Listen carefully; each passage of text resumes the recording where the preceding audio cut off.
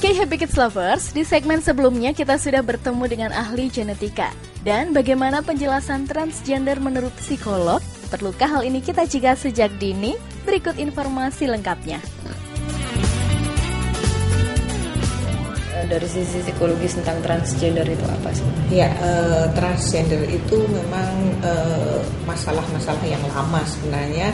Kalau dulu sih namanya transseksual, tapi sekarang berkembang lagi menjadi gender identity disorder. Jadi bukan sepertinya, memang ada sedikit penyimpangan. Saya sebut sedikit karena tidak semua, jadi jumlahnya masih kecil. Adalah seorang anak yang dia tidak nyaman dengan anatomi gendernya. Jadi kalau dia laki-laki, dia tidak nyaman dengan penisnya. Kalau perempuan, mungkin dia juga tidak nyaman menjadi perempuan. Dan itu nanti arahnya bakal kemana sih mereka? Maksudnya tidak nyaman aja atau akan ada pembelokan yang seperti apa sih? Iya, memang ada dua hal nanti ya kan. Jadi yang satu, kalau mereka sangat tidak nyaman dengan anatomi gendernya, mereka akan merasa sangat tertekan, sangat stres, sehingga dia selalu menyalahkan kenapa saya punya jenis kelamin atau alat kelamin seperti ini, dan dia akan bisa melakukan tindakan-tindakan sampai dia ingin operasi untuk berubah menjadi identitas yang lain, itu jenis kelamin yang lain tentu saja. Tapi ada sebagian yang dia tidak masalah dengan anatomi gendernya, dia menikmati, tapi dia tetap menyukai sesama jenis. Nah, mungkin yang kalau istilah sekarangnya yang mungkin disebut sebagai kaum gay gitu, atau mungkin lesbi dan sebagainya, itu yang mereka, jadi dia tidak mempermasalahkan dengan identitas gendernya. Nah, penyebabnya sendiri ini apa sih Bu? Faktor psikologis kah atau mungkin ada faktor lain? Ya, memang ada tiga hal. Yang pertama itu biologis ya, jadi mungkin karena genetis. Memang penelitiannya masih sangat sangat sulit ditegakkan apakah ini 100% genetis apa tidak, tapi ada yang memang seperti itu ya kan. Kemudian yang kedua bisa juga karena pengaruh lingkungan. Pengaruh lingkungan ini artinya begini. Jadi kalau pagi siang sore dia bergaul terus dengan anak-anak atau orang yang memiliki kecenderungan seperti itu, maka terpengaruh. Karena paling tidak pada awalnya mungkin mereka hanya saling memandang, kemudian dia mendekat, tapi lama-lama dia akan merasakan sensasi. Nah, kalau dari sisi psikologisnya ini yang bermasalah apanya Bu? Pikirannya yang salah, atau mungkin dia pendiriannya yang kurang? Bisa tiga-tiganya, ya kan? Jadi mungkin karena dia yang tidak kuat. Ya, artinya gini, dia kesulitan untuk menentukan atas keraguan anatomi gendernya, satu. Ya kan? Kalau dia sudah mulai itu memang agak sulit, ya kan? Kemudian yang kedua, karena kalau terpengaruh oleh lingkungan, maka dia akan sangat terbawa, apalagi kalau dia masuk di lingkungan yang mendorong untuk hal-hal tersebut, maka dia menjadi semakin terjebak. Kemudian yang ketiganya, kalau memang dia punya apalagi kalau dia sudah masuk di kelompok, karena mereka pun punya kelompok-kelompok tertentu yang mereka membenarkan, baik itu secara pikiran, mungkin secara teori, karena memang kalau mengacu di negara-negara yang sudah maju, konsep itu pun memang sudah dibenarkan. Yang kayak gini nih kayaknya sekarang ini sudah semakin banyak gitu ya Bu ya.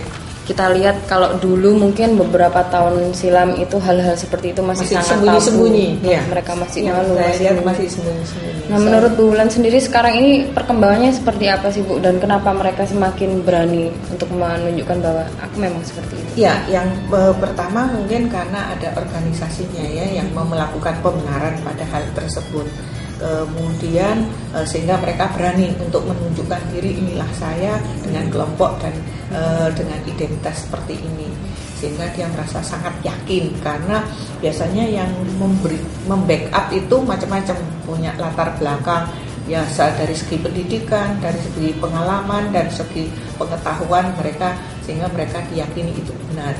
Nah, memang itu menjadi kendala karena kalau saya mereka yang datang kepada saya tidak akan mengatakan bahwa secara agama itu salah, secara tidak, tapi saya mengatakan kita hidup di lingkungan ini ada norma, di mana mereka harus saling mematuhi norma. Contohnya kalau mereka tinggal mengaku kita ini sudah menikah, padahal mereka laki-laki dengan laki-laki. Saya selalu mengatakan, sudah siapkah ketika tanya apa aja yang bisa dilakukan orang tua untuk meyakinkan atau memberikan pengarahan pada anaknya bahwa cowok seperti ini, cewek seperti ini, harusnya seperti memang, ini? Kita nggak bisa kalau seperti model yang dulu. Kalau cowok itu harus berani berkelahi, kalau cewek boleh nangis, tidak. Sekarang ini cowok pun bisa menangis, tapi secara proporsional. Kalau adiknya disakiti, adiknya dipukuli, maka atau misalnya dia jatuh dan itu dirasakan sakit, kenapa tidak menangis? Boleh menangis, tapi proporsional. Demikian juga cewek nggak boleh main lari-lari dan sebagainya, kenapa tidak? Semuanya sama, karena bidang pekerjaan terbuka luas untuk berbagai kesempatan. Sehingga menurut saya kembangkan anak itu sesuai dengan kemampuannya. Awasi supaya tidak mendapatkan pengaruh dari yang saya sebutkan tadi, lingkungan-lingkungan yang sangat membahayakan, karena mereka selalu berdalih dan menekankan pada kebenaran yang mereka yakini, padahal sebelumnya ya nggak benar-benar banget gitu kan, karena secara kodrati memang tidak seperti itu. Oke. Nah, pendidikan seperti itu sejak dini ini, sejak usia berapa yang harus diberikan sama orang tua? Saya kira sejak anak itu mulai mengerti. Jadi mulai mengerti itu istilahnya dari mana adik itu diperoleh, misalnya begitu. Kenapa ada laki-laki, kenapa ada perempuan? Karena itu perlu diberikan informasi. Dan saya selalu menyarankan kepada para orang tua, pendidikan tidak hanya diberikan satu pihak, ayah saja atau ibu saja, tapi harus dua belah pihak. Kenapa demikian?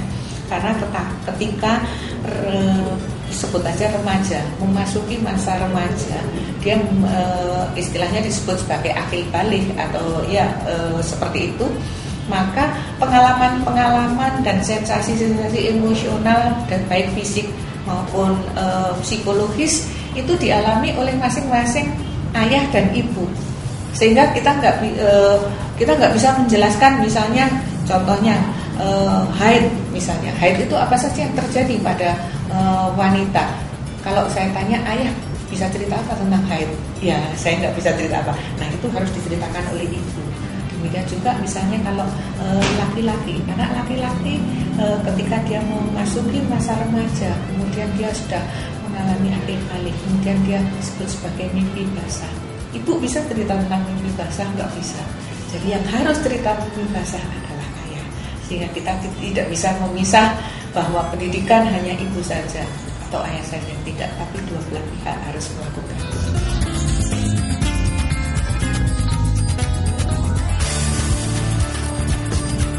Oke, Happy Kids Lovers, selesai sudah Award Kids menemani. Semoga bermanfaat dan semoga Happy Kids Lovers semakin tepat mendidik kids agar mampu menjadi seperti harapan parents. Dan jangan lewatkan Award Kids setiap hari Senin jam 6 sore hanya di SBO TV, dan sampai jumpa.